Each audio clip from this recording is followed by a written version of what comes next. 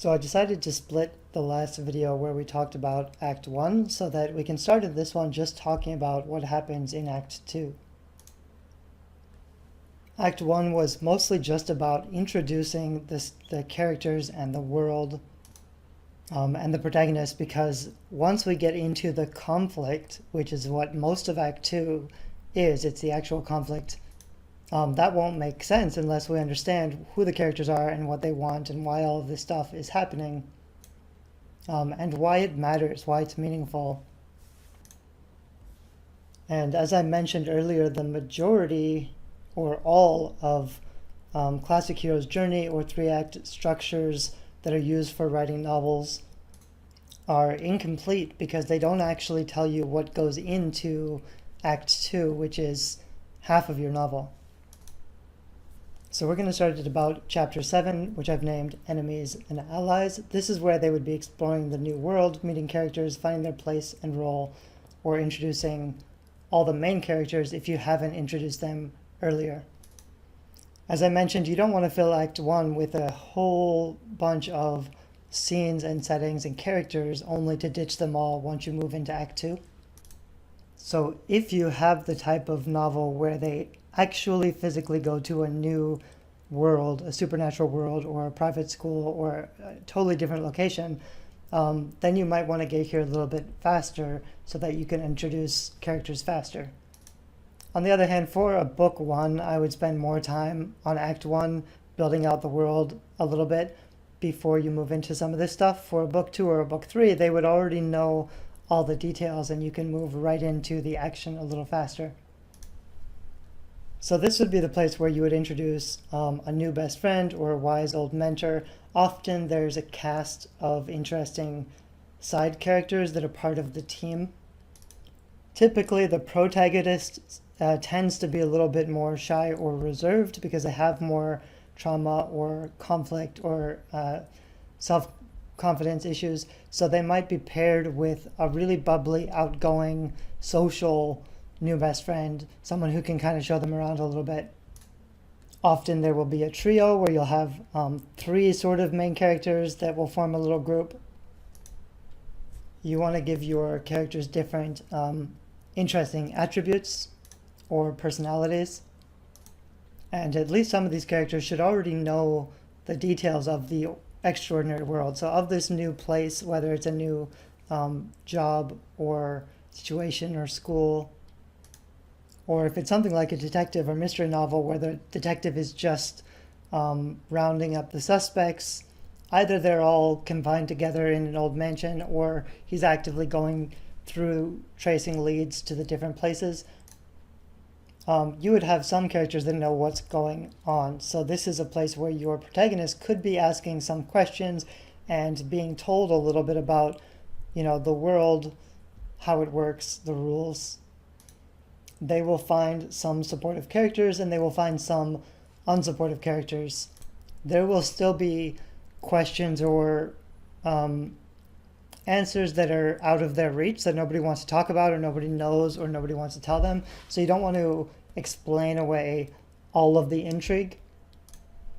Conversation is the death of suspense and intrigue. So you want to be raising the questions because your protagonist should be the stakes should matter enough that they are curious about the answers and they're asking the questions, but you don't want to give them all the answers too soon. So there will also be some enemies, and these may not be tied to the main antagonist. These could just be bullies or villains or nemesis, people who might be on the same side as them or go to the same school, or coworkers who just have a combative personality, so they just don't get along. There's a trope in young adult to have kind of the trio of mean girls where all the mean girls are picking on her. And stuff like that can work. Cliches or tropes can work a little bit. I would try to be careful about just plugging in a basic trope or cliche. The thing about enemies, you don't really want enemies that are just evil or bad for their own purposes, because that can come off as flat or two-dimensional or weak or cartoonish. So to give your enemies a little bit of depth, often in the beginning they really can just be jerks, but usually eventually they'll be given a little bit of depth or shown that they also have motivations or a backstory that have, made them be this way, or they may hate the protagonist for secret reasons that she doesn't know yet. So while this first chapter is basically just an introduction to the new world, I focus on enemies and allies because conflict comes from characters. So if it's just, the first 25% of your book was the ordinary world and her going through the motions that she's familiar with, this would be learning the new status quo of the new environment or the new situation. So there might be some new locations or tasks to complete or to fill out, something that she is at a disadvantage because everybody else already knows what's going on and probably has some training, and she's brand new, really desperate to prove herself, but also probably, a little bit out of the know. She doesn't know what's going on. She may not have the right skills, which could lead to her feeling overwhelmed or alone. In chapter 8, I would do games and trials. And this is a minuscule challenge that is intriguing or engaging, but she probably doesn't do very well. So she's trying to fit in or do the tasks that, normal people can do pretty easily. She might even, at this point, accidentally show off some nice qualities, whether they're supernatural powers or maybe she's just accidentally good at one thing because of some personality type that she has or because of her determination. But you don't want to make this stuff too easy for her. You should make the everyday challenges of the new world a little bit difficult so that she feels out of place and that she doesn't belong. I also have this note here that's the promise of the premise.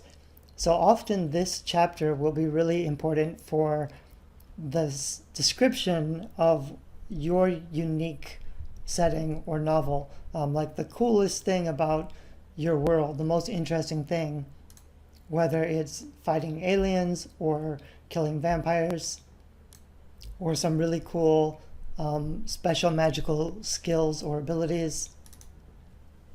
It could be riding dragons or flying on dragons.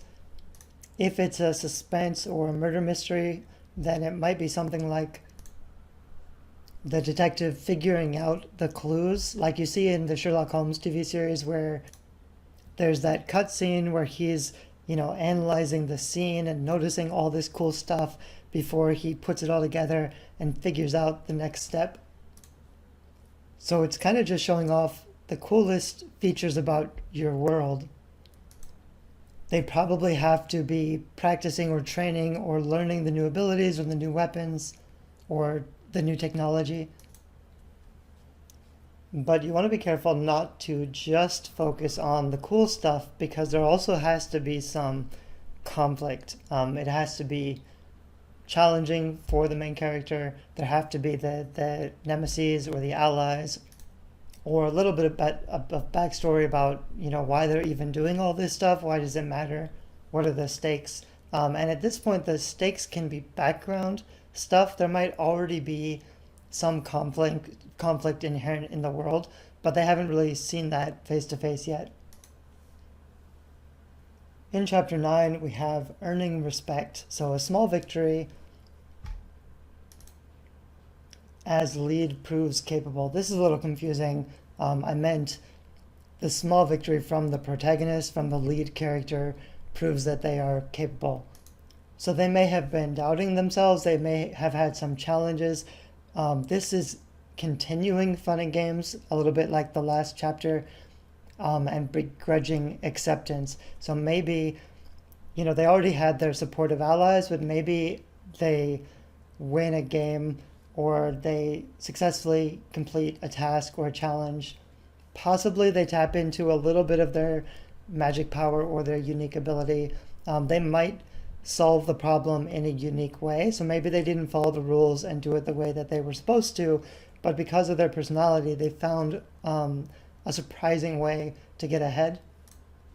And this might lead to a little bit of acknowledgement, either from a nemesis or a probably not like a main antagonist, but just somebody who was, usually there's the allies who are very friendly and the nemesis who are mean, but there might also just be some standoffish characters who are just a little weird, or they just haven't opened up yet.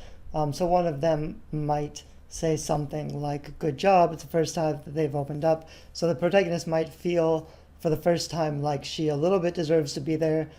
Maybe her new boss or teacher says something nice about her performance. If you were writing a romance, this is probably where, for the first time, the love interest would acknowledge the protagonist or the main character. So maybe they've been distant or standoffish, maybe they've been pretty mean. Maybe for the first time they look at them a certain way or compliment them a certain way, or just seem to kind of pay them more attention. So they are starting to appreciate the protagonist as a person. The other thing that this does is you want to be having a really nice balance between positive scenes and negative scenes. So every time they start feeling good, you want to make them feel bad. Or just before you're going to make them feel bad, you want to make them feel good. So there's more of a kind of energy, something like perpetual motion. If you've ever seen a perpetual motion machine, it kind of has to swing one way before swinging back the other way. And that rotation, that movement generates the momentum. So this could be kind of a feel-good scene where things are working out better than expected. She's starting to feel like she's earning her place. She's getting a little bit of recognition. If it's a thriller or mystery, they might make a big break in the case, or find a clue or a lead. So they are about to succeed and uncover the villain or unmask the villain. And all this is really a setup, because then we're going to get into the first pinch point or the first battle. And that happy moment and those good feelings are shattered as the antagonist makes a move into the world. So this could be a battle out there somewhere where they have to go and stop the antagonist, or the antagonist could actively break into their current situation or location. It might not be the main antagonist, and they may not be coming after the protagonist directly. It could just be the antagonist henchmen going about their side quest or side plot for nefarious aims. The protagonist probably doesn't know exactly what's going on. They'll just see the conflict.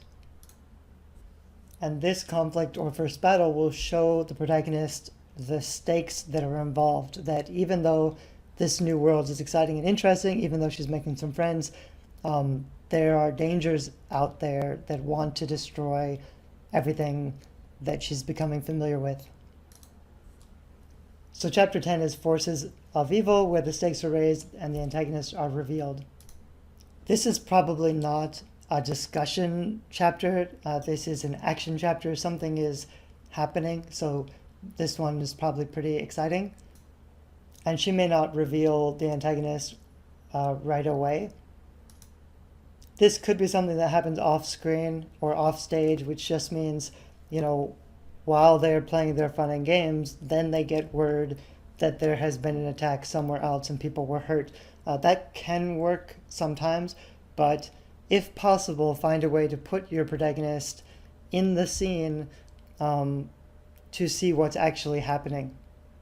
So even if they get word that there was an attack, then she would sneak out and go to see the devastation or the losses, and get personally involved in that conflict. You want to try to avoid having major plot events happen outside, off the screen, where the protagonist hears about them or has to be told about them, but doesn't witness them directly. It's possible at this point that there's some actual fighting, but the protagonist is probably not ready. So even if they manage, to save somebody or to be involved a little bit, they probably also recognize that they are inadequate and not powerful enough to actually be a full-out warrior, even though they really want to be. If you were writing a romance, this is where there would probably be another love interest. So in chapter 7, 8, and 9, Enemies, Allies, Games, Trials, Earning Respect, She's just kind of trying to get used to this new weird relationship with the love interest, who she probably doesn't think of as a love interest yet. Um, and at this point, there would be the ex-girlfriend who shows up, or somebody who is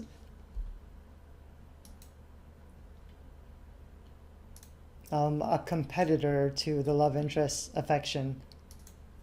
So probably like the last scene was the first flirty scene that gave an indication that these two people might like each other, and then almost immediately somebody else shows up and she has to think, what was I thinking? It could never happen. I can't like that guy. He's out of my league, or he's a jerk, or he's already got a girlfriend. If it's not a literal competitor or another person, it could also be a larger plot device or issue, like, for example, the love interest is secretly working on a private deal that she doesn't approve of. Maybe he's a businessman who's going to take out her old neighborhood. So just when she thinks she's starting to like him and he's not a jerk, then he does something that proves he is a jerk, even if it's a misunderstanding. So then they have a fight. So just when they were starting to get close and a little bit comfortable with each other, she remembers what a jerk he is. She starts treating him really coldly again and pushes him away, and he doesn't know why. So something like that could work well in a romance also.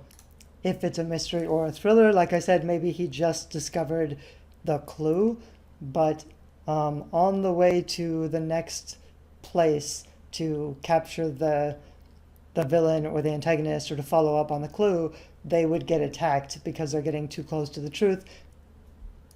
Maybe somebody gets injured. Maybe someone steals whatever evidence they had already collected.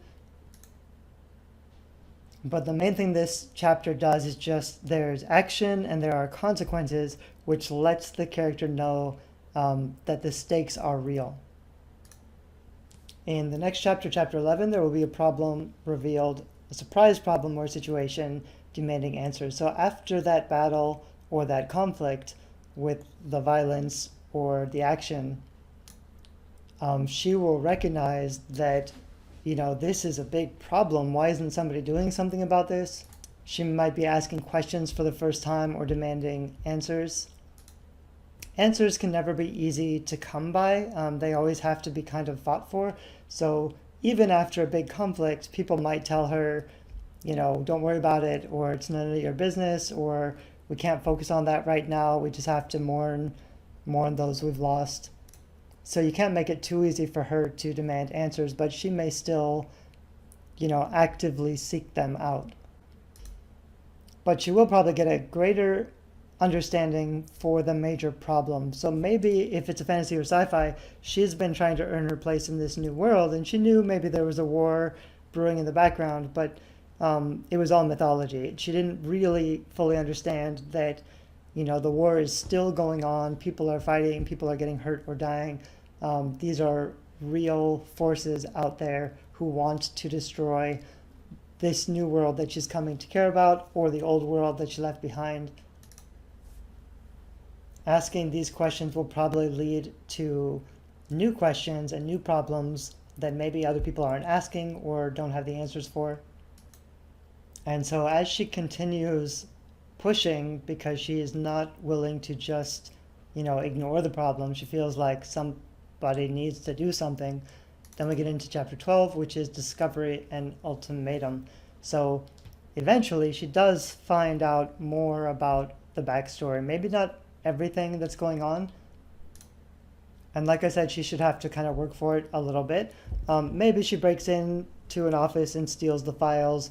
Maybe she gets caught, punished, but then, gradually someone in authority or someone with more background information, or even an ally or something, after there's been some more suspense and conflict and intrigue, finally she gets some answers. And again, like I mentioned earlier, I'll show you this outline a little bit. So we are now going into the beginning of Act 2, Part B, or the second half of Act 2, or the midpoint.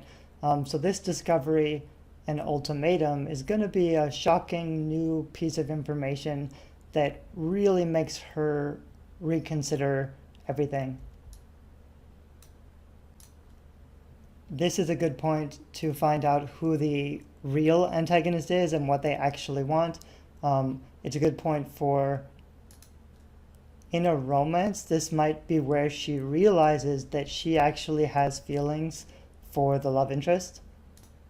She might hear about the backstory or an ancient battle, or the motivations of the antagonist, what they're really after, what they hope to achieve. This is a good place for the love interest or just another main character to give a vulnerable share. So, someone, they have like a really meaningful personal conversation where they open up a little bit and share something deep, which couldn't have happened earlier because they didn't trust her or know her. So this halfway through the book, they're also starting to like each other enough to open up and give not just classified or secret information, but personal, emotional information. So like I mentioned, in a romance, this could be where she recognizes she has feelings for him, but it could come after he shares something to her, or she discovers something about his past or his background that makes her appreciate him more, and that she actually has feelings. If it's a thriller or a mystery, this could be brand new information that the protagonist discovers by themselves. So they track down the clues, they figured out who is behind everything and what the plan is, or at least they have a hypothesis. I actually think at the midpoint they should think they know what's going on and who the antagonist is. But I actually like to have a surprise twist at the end, which means the real antagonist will be somebody else, or at least doing it for different purposes. So when you're doing a surprise or a twist or reveal, you can't have your characters guess what's actually happening. They have to guess the wrong thing. So you might have some evidence here that makes them think something must be true. They're kind of still guessing what's going on. But maybe, and the guessing, gets them to take action and move the plot forward. But actually, it was something else that can be a twist later. So this new discovery leads to the midpoint in some respect. This could also be, I didn't really mention, but the discovery in the ultimatum, it could also be something really personal to the protagonist. So maybe someone tells her the truth about her past or her parents, or, she always thought this one thing her whole life, her whole identity was based on this one story that she had heard about her people or her parents or her past. And she learns here that that was wrong and there was something else going on. So it's not just crucial information, it's information that deeply challenges her self-identity. And then finally, the ultimatum is, are you in or out? Now that she knows the stakes, now that she knows what she's up against, is she going to run away and give up everything, or is she going to stick with it and keep going forward? So for the first time, almost, she has to make a personal choice. Almost everything up to this point has been reactive, where they are reacting to events and just trying to survive.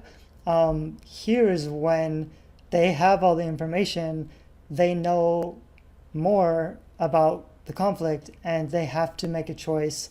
Are they going to give up everything and go back to the life they left behind? Maybe they're even given a formal option, like, now you know how dangerous this is.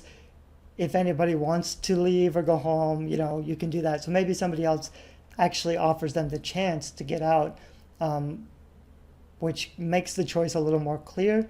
There might be a literal mirror stage where they see their own reflection and kind of decide what kind of person they want to be. And it's a shift from victor to warrior. So they are going to decide at the midpoint to figure out a way to stop the antagonist, or to solve the problem, or to protect those they care about. And this happens in chapter 13, which is the mirror stage.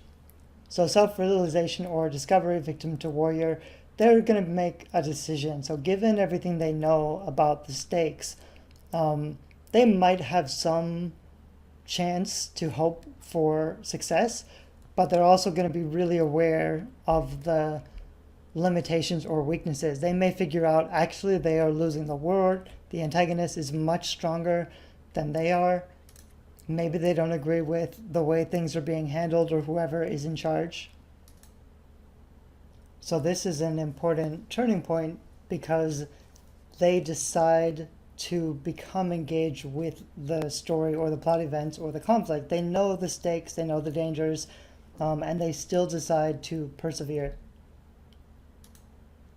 However, this might be a place where you also need to reach back into that personal motivation from the first couple of chapters, because there should be a reason for them to stay and keep going. You don't want characters to risk their own lives for no reason. It has to be something they actually care about or believe in. So if there are real stakes and dangers, and they're aware of what's going on, and they still want to put themselves at risk, they have to really believe in the cause that their side is fighting for. They have to believe that they are on the right side, or at least that they can't afford to be a coward and go back. So maybe they're in college and they think about just going home to their grandparents' house or their small town, but they know that, their grandparents sacrificed so much to get them to this stage, they don't want to give up too easily. Or maybe at this point, if it's a romance, she recognizes she has feelings for the person that she's working with or involved with, and she's afraid that those feelings are going to screw everything up, or that she can't endure being in this situation any longer because those feelings are so confusing and complicated and kind of overwhelming, and she's afraid of what's going to happen. So she may want to give up or run home or whatever. This is where she really has to find that personal motivation to decide to stay and endure continuing discomfort or danger. In chapter 14, they're going to think of some kind of a plan of attack. So now that they know what the stakes are and who the antagonist is and what they're trying to do, they might have more complete information, which allows them to make a plan. So they're going to decide to do something, possibly because of what the antagonist has done in the first battle. They've seen a hint of what the antagonist is actually after. They can figure out what he's doing or where he's going to be in next, or they have new pieces of information that allows them to try to find a way to stop the antagonists. It could also be that they have discovered exactly what the plan is. Maybe the antagonist told them what they were going to do, or somebody else warned them, or they got an anonymous tip or a letter. So this might not be like sitting around and thinking of a solution. This could just be, oh no, the antagonist is going to attack on this day at this time. Someone has to do something. And you have to make sure that the protagonist is personally involved. So it's possible that, like, for example, if this is a young adult fantasy or Harry Potter or something where they're kids, it has to either be the case that they don't tell the adults what's going on because they don't trust the adults, or the adults know but don't believe them, or the adults aren't going to take any action. For whatever reason, this has to be the type of thing where there's nobody else who can do this. If we don't step up and stop this attack, then people are going to get hurt. So the protagonist is forced to decide to do something and take action. This could also be a quest narrative where they decide they have to defeat the antagonist, but first they're going to have to get stronger, develop their powers, recover some secret weapon or magical ability or something. So they're not directly trying to go up against the antagonist, they're just trying to find a weakness or a special unique power or gift that's going to allow them to confront the antagonist. And 15 will be given a crucial role or trusted with an important task. So for whatever reason, the protagonist has to be directly involved in the plan. It could be her plan. Maybe there's just nobody else who can do it or who believes her, and she just has a small group of peers. Or she really is just the only person who's capable of pulling it off. Or she volunteers. Maybe they just need a bunch of people and everybody has to have a certain role. But for some reason, everyone's depending on her to fulfill and complete the task. This could be something they decide beforehand, or it could be something that she's pushed into. So maybe somebody else had the crucial role, but then they chickened out or they got hurt and they didn't actually do it. So she has to be courageous and step up and finish the thing. And this leads to the second pinch point or the second battle. So this is the second major confrontation with the antagonist. It still might just be henchmen. If it's a long series, it might not be the final antagonist. It might just be the antagonist of this book. But rather than being a complete surprise or unexpected, this is something where they thought they were prepared. They knew there were risks. They still probably weren't trying to go and actually fight.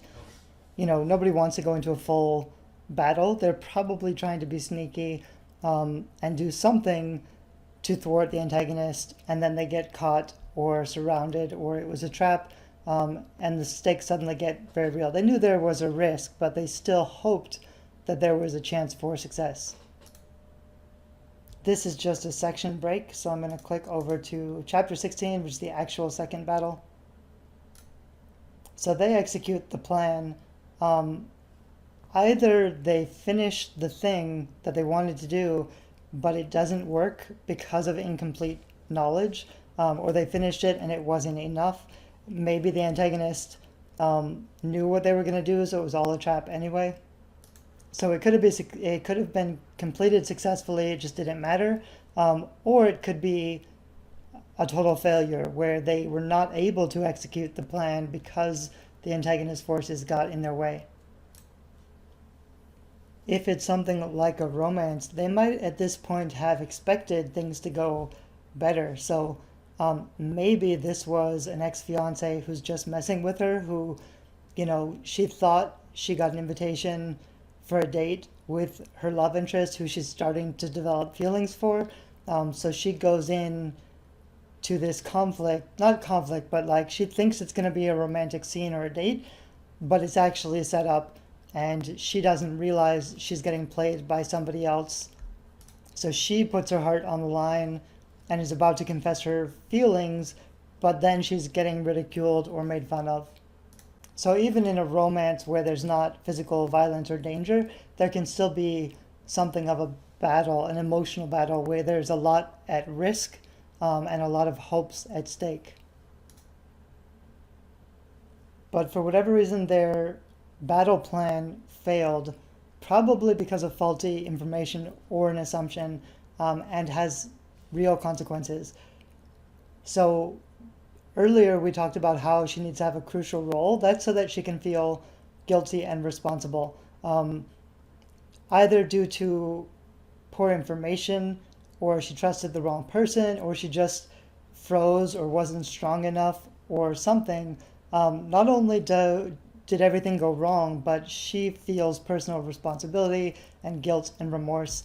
In fantasy or sci-fi, I would have somebody get hurt, maybe not kill off a main character, but maybe kill off somebody by this point after the second battle, possibly somebody important to her, like the wise mentor or something.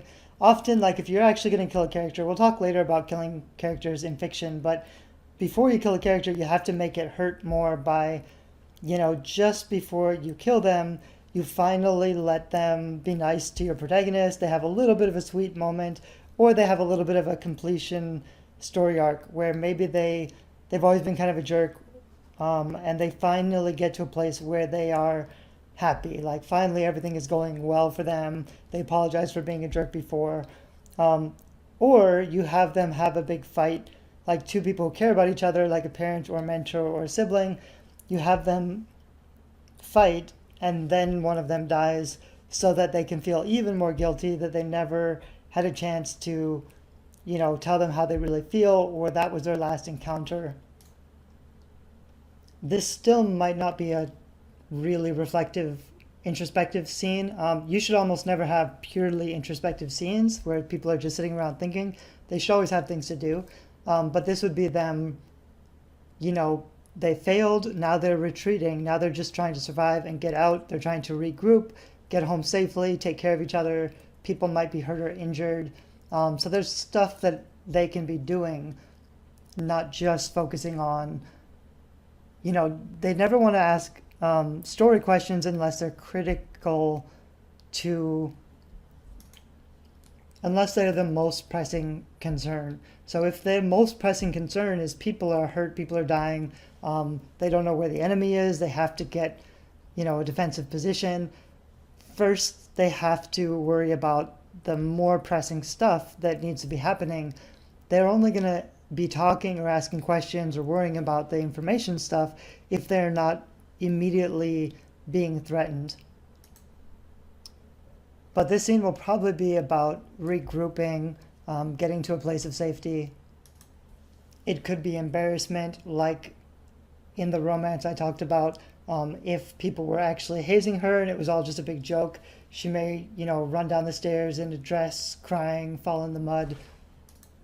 So reacting to the failed circumstances and dealing with the consequences. And then you'll usually take it a step further with a shocking revelation. So after the second failed battle, where the antagonist's true motives are revealed, maybe it's a different antagonist, maybe they actually wanted something different. Maybe she allowed herself to think that the love interest might have cared for her, but then she realizes that this was all just a setup or a trap. So they're going to feel a lot of guilt or anger, a lot of feelings, but they're also going to probably learn some more information. The stakes are raised even more. So they went into the second pinch point of the second battle with some hope and optimism. They thought maybe they could, have a shot at something, some victory. Something maybe before didn't seem possible, but now that they're fully committed after the midpoint and decide to take action, they have more complete knowledge. They think maybe they've got a chance at this. But then at 18, possibly there's even a bigger revelation that they didn't know before. So maybe one of the mentors or side characters was withholding information from them. Maybe they just discovered new information they didn't have previously. But it makes them feel a little bit foolish because they had some hope and optimism, and now they realize how far the stakes are stacked against them, how weak and inadequate, insecure they are. The actual plan or antagonist is so much bigger or stronger than they imagined, or more vindictive. Maybe they thought, maybe the ex-fiance wasn't that serious. Maybe like face to face she was nice, but secretly she was backstabbing. So she is just shocked that, this love interest has such emotional baggage and these really terrible ex relationships, and she just decides, this is too much. I thought I could fight for my feelings.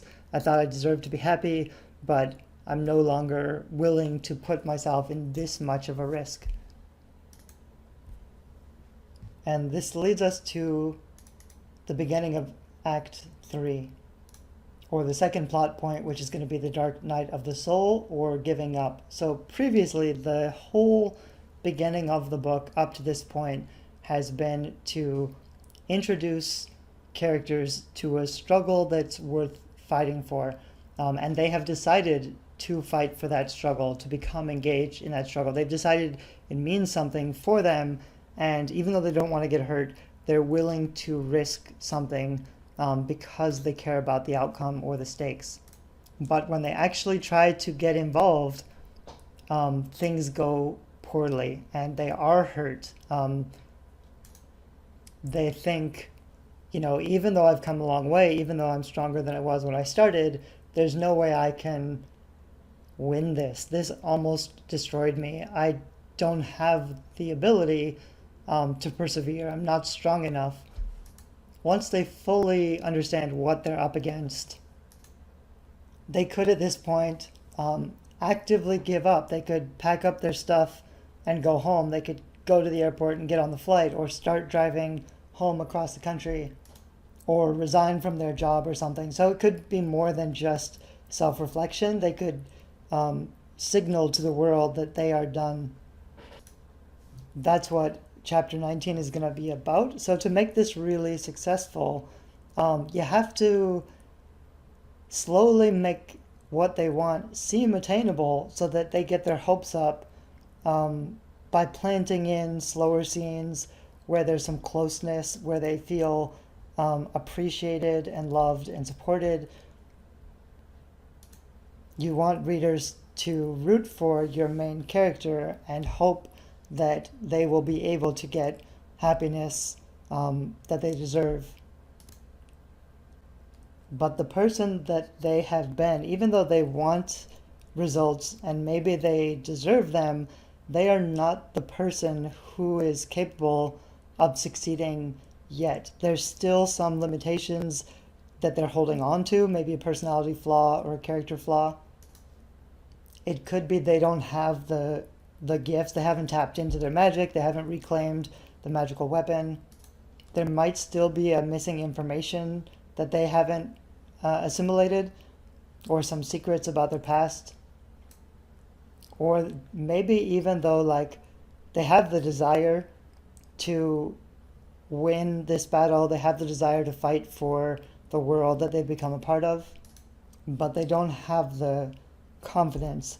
And possibly this is because their confidence has been shaken. Maybe they were overconfident in the beginning and desperate to prove themselves, but now that they really understand the stakes, now that people that they actually care about intimately are getting hurt or dying, now that the consequences are real and hitting them on an emotional level, their confidence wavers, which is completely natural, where they, now that they have something to lose and something to root for, this is when they get scared.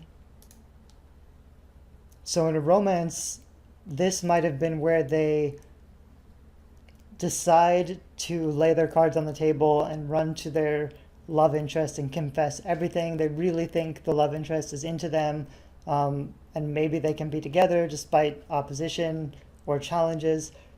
But then something happens. They discover something. A really famous example is Jane Eyre, where she kind of gets a job working at this rich guy's house that turns into a love relationship. There should always be in a romance something like the star-crossed lovers, or it shouldn't be easy for these two to just be together. There should be opposition or conflict where they're an unlikely couple. But just as Mr. Rochester finally confesses his feelings for Jane Eyre and it's about to be a happy ending, Jane discovers that he is already married, but his wife is insane and he's kind of locked her up in the mansion. So she's been living in a mansion where his wife is locked up and roaming the halls at night. So something like that, where, in a romance, the love interest finally thinks things are going to work out and then has a dramatic reveal or discovery, shocking revelation that changes everything. And she thinks, this was never a healthy situation for me. I just have to get out. It's never going to work out. You really want a scene like this because it makes the eventual ending of your book so much more satisfying. And also because the victory will be a lot sweeter eventually when it seems like they are doomed and impossible, and also because it makes their courage a lot grander. If they were going into a fight with less challenges, where they thought they had a chance, where they thought, I can take them, no problem, there wouldn't be as much conflict and they wouldn't be as courageous, because it's not brave to go into a conflict that you already think you're going to win. So part of this chapter is just so that when they decide to go up against the evil forces anyway, even though they know that they're weak, even though they know they're going to be risking everything, it's more of a sacrificial endeavor. So after 19, we have chapter 20, which is a pep talk, which is generally an encouragement from an ally. I put vulnerable share again. Every once in a while you want to have a vulnerable share. Basically, characters won't be sharing secrets with each other very often unless they're pressed by great circumstances. So, after they've suffered a terrible loss and they're all kind of in mourning, there might actually be some conflict where they're in each other's faces or arguing a bit. Maybe they don't want to talk to each other because they're all hurting and dealing with their own feelings. But the protagonist will talk with somebody. It could be an ally. It could be a mentor. Possibly they go home. They go all the way home to their, childhood bedroom and then deal with a sibling or an old teacher or a parent, grandfather, like a mentor figure from the first part of the book, who convinces them that they can't stay. Like, I'm glad to have you back, but you can't stay. You're not the same person you were. I need you to go back and deal with your problems. It could be just dealing with what's at stake or a choice. Probably the protagonist thinks they are the problem. They think, I wasn't strong enough. I was fooled too easily. I didn't understand what I was getting into. I put people in danger. I made the wrong call. So they feel guilty and they feel like they can't keep fighting because they are a liability or a risk to the people they care about. So the best thing for everybody would be for me just to disappear or leave and not be involved. So it's not just they don't believe what's at stake, or the stakes aren't grand, or they don't believe in the fight. They do. They just think they are not the right person. They think they have some darkness or flaw within them that's a vulnerability or a weakness. So this is where they would get a really kind pep talk. Possibly, like in a straight romance, this wouldn't be the love interest because that's something else. So this would really just be an ally. It could be the brother or sister of the love interest, someone who really knows them really well, or the best friend of the love interest, who tells them why, she's actually right or why he needs her. If it's a plot-based commercial fiction like sci-fi or fantasy, it could be the love interest because there's a little bit of a brewing romance at the same time. So even though that's not the main priority of the story, this can be a nice place to stoke that fire, that romantic fire, a little bit by having probably the love interest has been distant or cold most of the novel, and they've been, at odds most of the time, but have been slowly growing to like and respect each other. So this could be a place where the love interest actually says, when I first met you, I thought you were just annoying or weak, but now that I've gotten to know you, like, this is why we have to keep fighting. It's because of these unique things that you have to offer. This is why you're important. This is why we need you. And why the fight is worth fighting. Even if we lose, we can't do it without you, and we can't not do anything. We all know the risks. We can't all just not do something because the stakes have to be so great that running away is not really an option. So this will probably be a slower scene where they're thinking about their past, they're thinking about the new worlds, what they've lost. But then they'll have some kind of a discussion where they might get more information, or it might just kind of be like someone they respect and trust and care about is complimenting them or building up their ego or possibly filling in their fatal flaw. Maybe they still don't have the self-awareness to realize their limitation, and someone finally fills it in.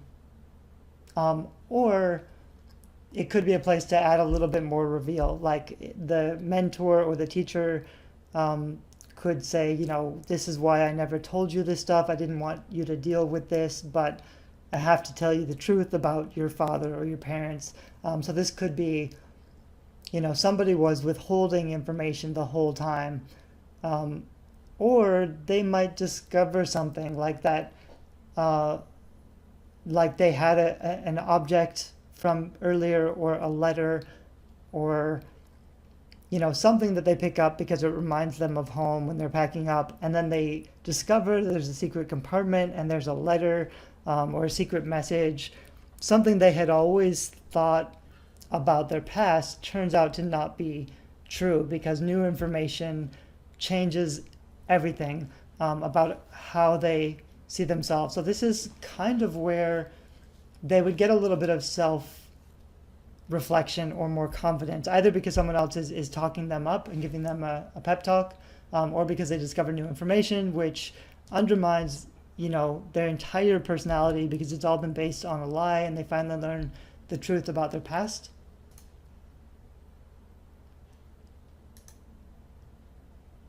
And so for whatever reason, we would get into chapter 21, which is seizing the sword. And this is metaphorical, but it just means they decide to stay, or they decide to go back, they decide to face their challenges, even though they seem overwhelming, even if they've got a little bit of newly found self-confidence or new appreciation for the past. Maybe they realize everything that they thought they believed in was a lie.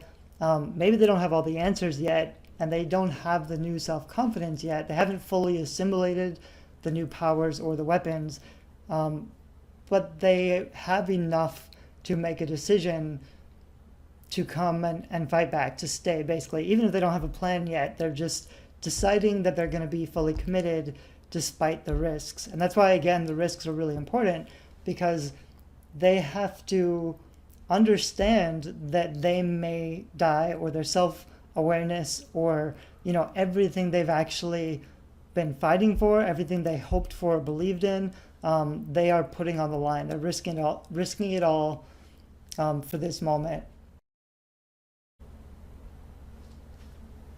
And so in a lot of stories, they would just run back. There would be a final battle scene. They would win, the end, and that's kind of it. But I actually like to have more depth and complexity, especially to the last few chapters. So this chapter is really just about their decision to pick up the sword and keep fighting, despite still not having the strength or the power or ability, or self-awareness. They recognize they are flawed, that they probably will lose, but they are still willing to put it all on the line to fight. This is where, in a romance, they would completely be vulnerable and put their heart on the table. Probably they've been holding on to a dream the entire book. Even when they leave the ordinary world, they always wanted to go back to the ordinary world, or given the new extraordinary world, they had new hopes and dreams. And at this point, they recognized that none of that may come to pass. They may lose everything they always wanted. So at this point, there's almost no hope or optimism. They don't expect to win. They don't expect a happily ending, a happily ever after ending. But they also understand, even if it's slim, they can't move on with their life. They'll never be happy. They'll never be anything unless they at least face this challenge head on and try their best to do what they can. This will lead to the final battle, which the note I've put is triumph knowledge, because they will finally succeed, probably because they will have a complete knowledge. At this point, the antagonist is probably fully revealed. They will have some kind of a dangerous, reckless, all hope is lost final plan, like a Hail Mary plan of action. And so even going into this final battle that they knew they were probably going to lose, even though they showed up, basically, they show up, and it does not go well for them. So they have an ultimate defeat where there's a triumph of the villain, all hope is lost, confront fatal flaw. So even though they already lost hope earlier, during the Dark Night of the Soul, where the Dark Night of the Soul is more about they realize the enormity of the forces against them. but they still think maybe there's a way to at least try to stop the villain from doing the thing that the villain wants to do. This would be the villain does the thing. So whatever the worst thing you can imagine that the protagonists are trying to stop from happening, you let it happen anyway. They fail to stop the event, and the villain triumphs. This is often where there will be a hero at the mercy of the villain scene, where the heroes all get captured and they're all tied up, and the villain is filling in the plot gaps and explaining his devious machinations.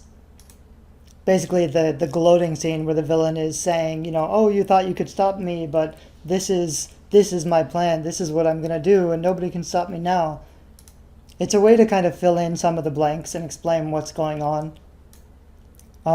There might be a point where the villain points out to the hero what their fatal flaw actually is. Something that's really common is something like, you are weak because you care about your friends and each other. That's what makes you weak. And then the hero stands up and says, no, that's what makes me strong. So there's a little bit of a play between, how the villain thinks he's won and him accidentally revealing to the protagonist what the real strength is. The villain might also accidentally give away some crucial piece of information that lets the protagonist have more determination or confidence, or gives them a little bit of a stronger desire. The hero might feel like they're completely defeated and they're completely out of options. But then maybe the villain says something like, I've stopped you, you can't defeat me, and now I'm going to go back to your village and kill your grandparents, or, destroy the school, destroy everything. So maybe there's, even though it was already really bad, even though the worst has already happened, the villain might threaten with even greater disasters, which forces the hero to really reach into themselves. Maybe they didn't have enough to fight for before. Maybe the villain, grabs his love interest and threatens to kill her, and suddenly it's not just a vague conflict, but because of their feelings for this particular character, they are forced to pull into themselves and find a new source of strength. So that's 23, the unexpected victory. So even though everything was lost, even though the villain had triumph and the worst thing could happen happened, now something changes things so that there is a victory, but it's unexpected. It's not what they planned. Their plan failed for whatever reason, but now possibly there's an unlikely ally, maybe a character from the past, possibly one of the villains' henchmen switches sides, or someone that the protagonist was nice to earlier on in the book comes back and helps them defeat the villain, or at least maybe not defeat the villain, but unties their hands so that they can fight for real. This could be a secret weapon or ability, a deep resolve, new understanding. It could be a remove the glass shard.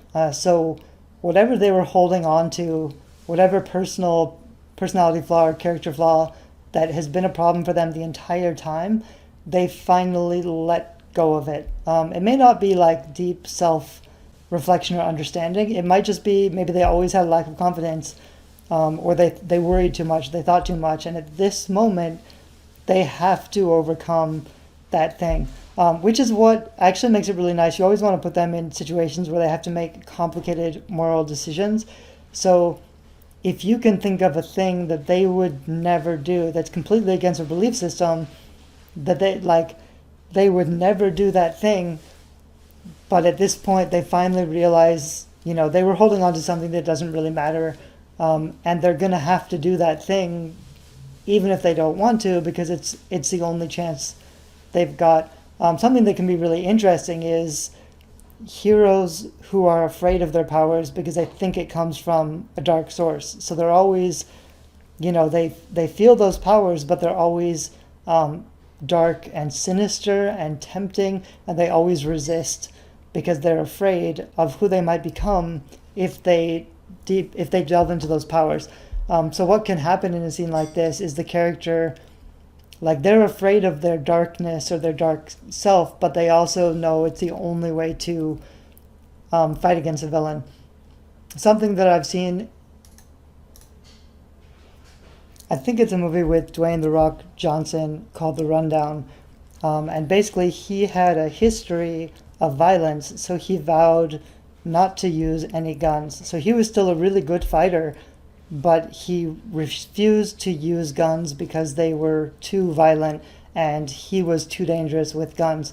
So the whole movie, he does cool stuff, he fights, but he doesn't use any guns until the last moment in the final battle where they are going to lose and he knows his friends are going to die.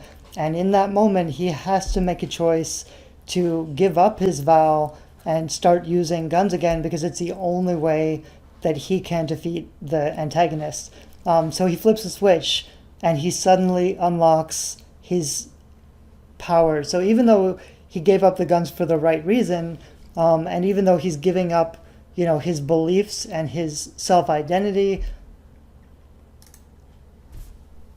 it could also be a deep and painful sacrifice, either by the main character, where, for example, the villain has, set off a bomb. It can only be overridden manually. Someone has to charge in and turn the bomb off, but they are going to die. So the protagonist can make the decision to save everybody, even though they know they are going to die. So that's kind of a literal self-sacrifice. It could be that way. Of course, your main character probably won't die. Someone asked me about writing a dark fantasy where the protagonist fails, and that's okay. They could just be defeated and you could end it here if you want to. For a book one, I would generally, they survive a little bit. They're still defeated and they survive. They don't defeat the antagonist, but they don't die and they get away, and they stop him for the moment. That's generally what you want to do at the end of a book one in a series. The other thing that can work really well is another character, or especially the love interest, sacrifices themselves, but maybe not for everybody, but just for her. So for example, maybe my character knows that, I've seen this, I forget which movie, but I saw this done in some sci-fi movie where they drew straws to see who was actually going to be the one to sacrifice themselves to make it fair. And the protagonist, the heroine, she drew the shortest straw. So, she knows it's her job to save everybody. She might decide, she might be forced, but she is about to go out there and die to save everybody. But because of the love interest's feelings for her, he pushes her out of the way at the last moment and takes her place and locks her out. And then he is the one to go and sacrifice himself and save everybody. So you basically want this victory to come at a great cost. It can't be an accidental victory. It can't just be, they got lucky. It has to be deeper than that. It has to be someone made a choice, a big risk, and they did actually lose something. So the last chapter, which is the bittersweet reflection, they have a temporary victory, unless it's a standalone novel. If it's a standalone, like if it's a romance standalone novel, they will end up with a happily ever after. It's really common. By definition, a romance novel, as far as I know, is supposed to have a happy, I don't know why I can't say that today, happily ever after ending, where, there's the conflict, there's that tense scene where the guy or the girl rushes into conflict to finally unburden their hearts and confess everything and make this big public grand display gesture. And then there's this really tense long moment where they look at each other and you're not really sure, what's going to happen. And then the love interest says something really sweet. Like, "You had me at hello," or whatever. Hopefully a really nice catchphrase. And then there's triumphant emotional music and they get together and it's a happy ending. For like a thriller or a spy novel, if it's a standalone, they would probably defeat the antagonist's forces for good. Hopefully, I always think there should be a little bit of a bittersweet reflection where they just think about how far they've come and what they've lost. This could also be the really tense scene where someone has sacrificed themselves, the antagonist has been thwarted, so they have won, but they think they've lost somebody. At least for a while. Really common in almost every commercial blockbuster movie.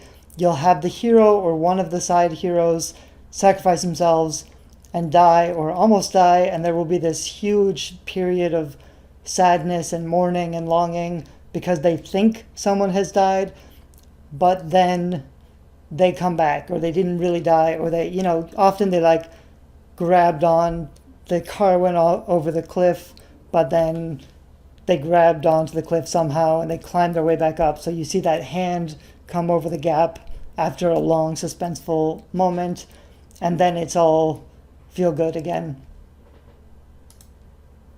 I would still, in almost every novel, I would make sure that they lose something or they give something up. So there's some kind of a sacrifice, or there's a risk of a sacrifice, or they think they have lost something, even if at the last moment what they think they have given up comes back. So that way the sacrifice is real because they were really willing to give it up, even though in the end they were allowed to keep it. I actually end some of my novels on cliffhangers, so if you were going to do that, you would just end the victory. The novel I'm almost finished writing, she goes into the battlefield where it's just her and the main antagonist together. They fight. It's an epic battle. There's a few last minute twists as the antagonist, while they're fighting, he is kind of baiting her with some banter and telling her why she's going to fail or she can't beat him. And then she has a secret power that he's not really aware of that comes into play in the very last scene, and she is able to overpower him and defeat him. And then I could just end the book there. I think it's okay to end books on cliffhangers.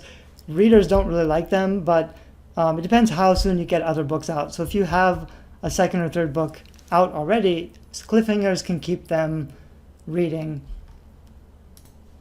But if you want a little bit of a more complete reading experience or novel, you'll usually have some kind of final chapter, which could be a chapter like this, where it's just, okay, the enemy has been defeated.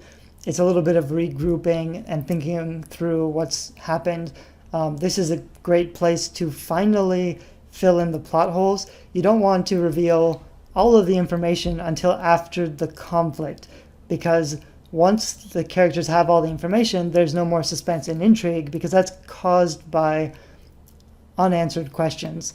So you don't want to answer all of the questions too early. You still want some mysteries.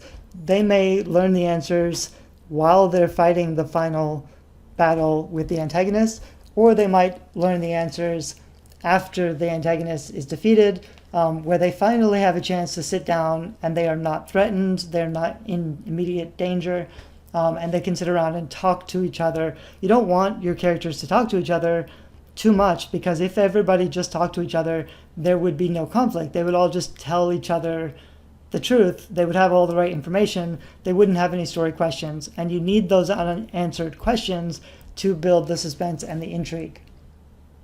So you might want to have a final chapter where they're just kind of finally talking to each other and filling in the blanks. And then I have a final optional section, which I've called Rebirth or Return to the Ordinary World. There's hints of future challenges, or the antagonist lives. If this is a series and you plan to have more books in this series, then you don't want to kill off the antagonist. So there's a couple of things going on here. And I made this kind of a final section because this could be where at the end of this is something you definitely want to have at the end of a series, maybe not in every individual chapter, unless it's a standalone book. And then you might want to have a section like this where they return to the ordinary world, but now they are changed. So now they've gone through all this stuff, they've gained all these new friends and allies, a new team, things to care about, things that are important to them, and they go back to their original ordinary world. And they may realize that they've come so far, or the things that they used to think were important were really just tiny little problems. They might easily step into that role and defeat the bullies or their ex-bosses, or sometimes the girl they were trying to impress at the beginning of the book, the one who they wanted to marry, the thing that started the whole adventure. They may go back and realize they've met someone new and she wasn't really worth all their attention anyway. If they started off as poor and weak, they may come back. Now they have an elevated status, they've won awards, they are powerful, they have new weapons, and probably money or treasure or something. One notable exception, for example, is Harry Potter. Harry Potter, every book ends with him going back to the Dursleys for the summer, which is interesting because every year he gets a little bit stronger. Now he knows magic, but he's forbidden to practice magic in the real world. So every summer he goes back and he's still starting from weakness. He's disenfranchised. He has no power or abilities. So every year he gets more and more frustrated, which finally leads to some real conflict when he starts using his magic, or at least people think he's using his magic, or he has emotional outbursts when he finally starts standing up to his adopted family. So it's kind of like he's going back to a clean slate and he has to start all over again every year. But there are some things that happen in that ordinary world over the summer that impact the overall plot development. But that's because it's mostly a series. By the end of the entire series, there's been an erasure of that ordinary world that he started from and the supernatural magical world. So when they finally remove all the threats and all the conflict and he's become a really powerful, strong character, he's not limited or oppressed anymore. He finally has won the right and the freedom to self-determine without putting himself at risk. If this is a thriller or a series or a mystery, rather than focusing on the protagonist going back to the ordinary world, you could focus on, the antagonist lives. So after the bittersweet wrap-up chapter where they're filling in the plot holes and basically relaxing, finally they think the threat is defeated, at least for now, you can show a little tiny cutscene where the antagonist digs himself out of the rubble, or the antagonist's son picks up his sword and vows to get vengeance for his father's death. Just a little bit of something that shows the conflict is going to continue in the future. And if you do that, I would make that more of a prologue. This last chapter 24 could also be a prologue, which just means it's not exactly part of the story. It's like an extra little scene, which probably has less development, less conflict. It's probably shorter, but it just kind of sets things up or resolves the outstanding story questions. And so then I have this final 15th chapter, but you'll notice I wrote the same thing. So the optional future challenges antagonist lives. This is more of a situational awareness. So either as a prologue or as a scene in the final chapter, you call attention to the fact that the protagonist has been changed from ambition to service. This is the basic story arc of almost every book for most commercial fiction, especially fantasy or science fiction. For something like contemporary romance, well, even for romance, ambition is basically their personal self-interest, and service is, acting to benefit somebody else. So they started the story worrying about their own issues, and they end the story giving up their own desires in favor of someone else. So if it's romance, they're giving up what they want in favor of somebody else's happiness. But in a sci-fi or fantasy, they are just willing to sacrifice themselves or give up their beliefs or ideology or wants or goals. And there might be some kind of a formal acknowledgement ceremony where they're given an award, there's some public recognition, maybe it's a graduation, maybe it's a raise. It could be a wedding if it's a romance. So there's some, it could also be a funeral. I like to have a lot of my closing scenes of my books as some kind of a funeral where they can, they're all together in the same place. They can talk about what's happened while mourning those that they've lost. So something like that could work also. But there might be some kind of a physical indication. For example, the character realizes how much they've changed. Something they've been, like a physical, I like to have a totem. So a totem is a physical object that they carry with them that represents their core trauma or something from their past, or the central conflict, or a memory, something that they've been holding on to. So they might, for example, even if it's not their funeral, it might be something they've been holding on to that they put in the grave or they bury, where it's a physical symbolism of them letting go of something they care about because they've realized how much they've grown. As you can see from the cheat sheet, there are actually only 24 chapters. It ends on this bittersweet return. So that optional 25th could be a 25th chapter or could be a prologue.